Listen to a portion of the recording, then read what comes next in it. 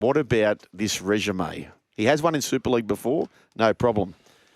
He has now, in Australia, he won with the South Sydney Rabbitohs in 2014, recently wins with the Kiwis at the Pac Champs, wins State of Origin for New South Wales the series, comes out, has the audacity and the temerity to win in the manner in which they did for the Broncos this year. Half yours won the Melbourne Cup. I had to check to see if he was the trainer.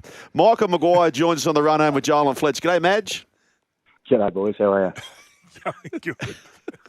I didn't mind that last bit. You like that, Fletch? I like that. Hey, Madge, did you go away? I was just wondering, did you celebrate? Did you go away anyway after the GF? Nah, Fletch, I've actually been pretty quiet. I got a crew at school up here, and I haven't obviously spent a lot of time up here, so it was actually nice to stay at home and get to know a lot more people around Brisbane. So, and obviously enjoy obviously the last couple of months. Oh, mate, it was. Now, I mean, where does this rate? So, Sugar's just run through your stats and all your achievements. Where does this one, considering you've been under pressure all year, you've had the Ezra Mam incident, the toilet water drinking, everything. And where does this rank for you, mate? Fletch, I don't like being asked that one because they're all special. I've got to say, from when I first went overseas to Wigan to winning that one, that was an incredible time, and even the time actually as an assistant coach at previous clubs. But look, two big clubs in South where they hadn't been in that arena for a long time. That was pretty special. And then obviously go on to coach New Zealand and New South Wales. I can't really separate all these ones I'm talking about, but obviously the one up here was a different challenge. Coming from down south into Brisbane, into Queensland, and there was a lot of change going on within the club, and to be able to then achieve that, it was definitely up there with all of them in a special way. And yes, the way the bond of the group and how they changed. I guess my time when I was at South, it sort of took us 3 years to progress to that, but this one was like a shotgun. It just happened really quickly. We got challenged throughout the middle of the year. People were writing us off, and I never actually felt that though. I felt that the group was in a really good place. We just weren't finding our best footy, and I always said at the start, we're probably going to take a bit of time to try and work out the best way we were going to play because of obviously players. Ezra was out and Hunty was in, and then Reno was out. So we sort of had a number of changes at times throughout the season. But once the Origin finished, I just felt Payne, Paddy, boys just really knuckled down, and mate, it was one hell of a ride. And to win the way we did, I guess having to come from behind each time was fairly nerve-wracking, I've got to say. But it was a great to be a part of. Hey, Madge, that final series and that run, that's as good as it gets. And, to find yourself well behind the Raiders, down there, players in the bin, you get off the canvas, you win that. Then you're behind the champs, and no one goes down by 10 or 12 or 14 behind the champs and comes back. You do that in front of your home crowd there at Suncorp. Then you come down. Melbourne's got you on the ropes. You find a way. But was there a game maybe later in the season, and quite often when premiers, they talk about there was this one game where the penny dropped and we just knew things were about to be different. Did that happen for you guys in 2025? Oh, look, I reckon all of us have a different moment, but there was when we actually played against the Dolphins here, we were down and Reece turned one on, but it was just the crowd. Like you could actually feel this momentum change within that game. That's just my thoughts, and you could see the crowd get behind us, and the noise that was generated in that game, we got off on that. Like the players did as well, and to play at home, and that game against Penrith in the finals was one there that will go down in our histories as one of the loudest games we've been a part of. It was out of control. So I guess the momentum of back in and around that Dolphins game was a bit of a change for me. But, players, we're all talking about different moments of games that they felt that, we could go ahead and do something pretty special together. Your fullback's game, I mean, during the final series, you had a storm, but the grand final, was there any inkling during the week that you saw this coming from Reece? Oh, I think we saw it, Fletch, probably, even when I first walked in. Like, he loves his footy. Like, people don't, I know he gets put up in the highlights for various other things, but, mate, as a footballer, mate, he's great to coach. And, look, they all are. Like, Payne, Paddy, they're all real passionate rugby league. They know what goes on in every game. They watch their footy and the work that they do. And they just were galvanising together. And I think, off the back of what the team was doing, Reece was able to just play his own game, and that frees up the ability to be able to see things that, you don't tend to see. So I think it's a team. The team played their part to allow him to do what he was able to do, which was extraordinary. I'll tell you what, if you said to people at the start of the year, not only are we going to win this competition, I'm going to have these three youngsters in the outside backs, Dean Mariner, we're going to have Katapani, and we're going to have Gemmet Shibasaki, who's going to spend a bit of time playing Origin. But the big call came late in the year where he obviously does something that you don't agree to, Madge, and it's a bold call that late in the year to drop someone like that. That must have... But you stuck to your guns and you stuck to your principles, which proved to be, well, look what it's done for him now. He's over in England playing a third test match. Yeah, well, that's the strength of my leaders, Joel. As soon as that happened, the players had put things in place that this is how we're going to live our life at the Broncos. And, unfortunately, he stepped outside that for a moment in time and, you pay the price. But, he did his time and he had to do a bit of hard work off the back of that. And he build himself back into the team and have a look where he is. And, I think that's one thing about our game. Look, the way that Gemmet sort of basically worked his way through the year, he got a little bit of runs on the board and he had a slip, and forgiving once, but if he was to do that again, well, things might change. But he was able to get himself back into a good place and got himself going. And it's a great story of rugby league, that one. I remember in his first run, I can't describe his first run. I thought, what have I got here? Yeah. And then now to see him running around in this last test match, this coming Sunday night, I think it is, it's remarkable. So many great stories, of course, the Ben Hunt story. You get Ben Hunt back and...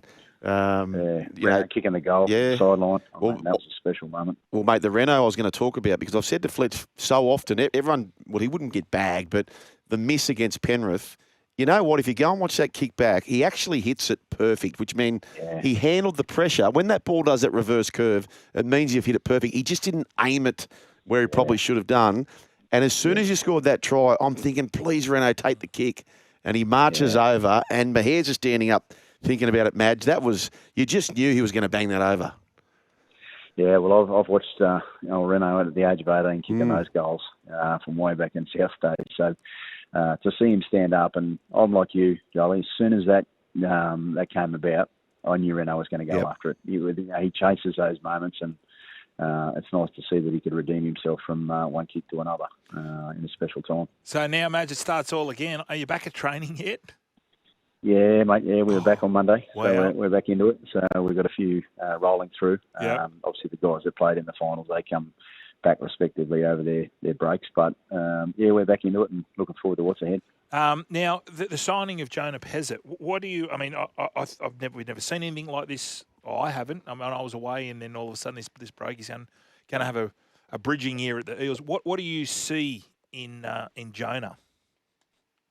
Yeah, I'm probably not going to talk too much over time. Like, Jonah's a great signing for the club in 12 months' time. And I've known Jonah, and he's a quality half. And to be successful long term in an organisation, you've got to plan, and that's part of our planning on moving into the future. Because we've got Renault and we've got Hunty, and where they will land and keep moving. I've got some other young halves coming through underneath.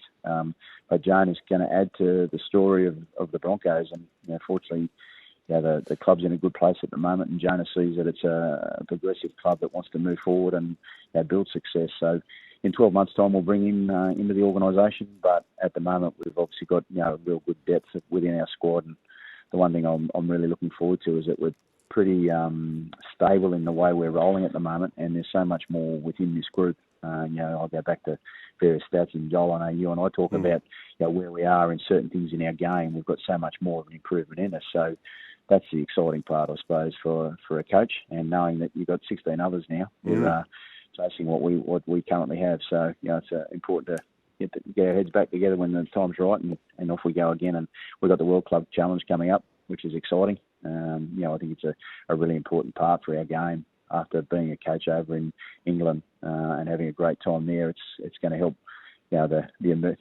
rise of what's going on in the England rugby league game. How will you handle that, Madge? Will you go full tilt, or is it a chance to blood some of the younger ones? How do you handle that ahead of another big season? Full tilt, yep. Joel. It's an opportunity to get another trophy. Yep. So when your club's got an opportunity to do that, you respect it and you've got to go after it. I've been fortunate to be a part of a couple of those over time, and they are special moments to be able to go to the other side of the world and win something there, and then bring that home and bring it back to and keep the momentum of the club going. What about young Duffy, Madge? I know he's been up the Cowboys. Yeah. He probably got thrust into that. What can I ask you that? What do you see in young Duffy? Yeah, I really like Duffy. He's he controls the game really well. He's sort of probably a controller of a game, sometimes not so much a runner of a game. So I'm looking forward to trying to help him develop those parts of his game. But he's going to be one behind two very good players that have played in that jumper for a long time and learn, but also two, put pressure on those guys too, because it's about performing into this next season now, and he's going to put pressure on those boys as well. Tell you what, there's a quote that Madge used, and I'm not going to get it 100% right, I don't think, Madge, but I loved it. Something along the lines, success can weaken the knees. Is that the quote, Madge? Yeah. So you got to keep them on your toes, and that's just saying don't get complacent. We've had the success, Fletch. I tell you, blokes whose knees do not get weakened. He's won his 6th Paul Morgan medal, Payne Haas. Tell us a little bit about that bloke, Madge. Yeah, he's another special human that I'm fortunate to coach.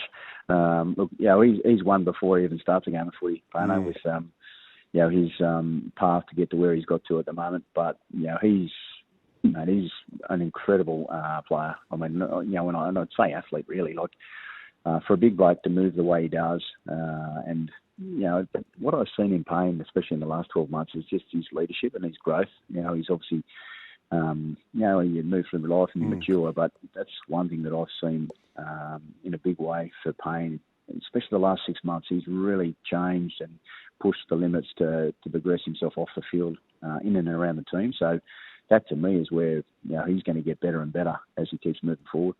As a fan, because you're a fan of rugby league, should we be worried about this R360, Madge?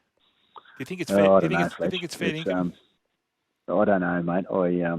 There's been a lot said about it. I hope that it's not. Because we've got a lot of great players playing at the moment. That I guess you look at opportunities in life, and that might be one of them. But look, I don't know. Fletcher's the answer. But I hope we can look after our players, and I guess what it does, it puts a little bit of emphasis back onto our game to rise again. Yeah. We've done it, I suppose, through the Super League time where things change, and this might be another movement where we've got to push again and get our game going forward, just to dominate, what's going on in that space.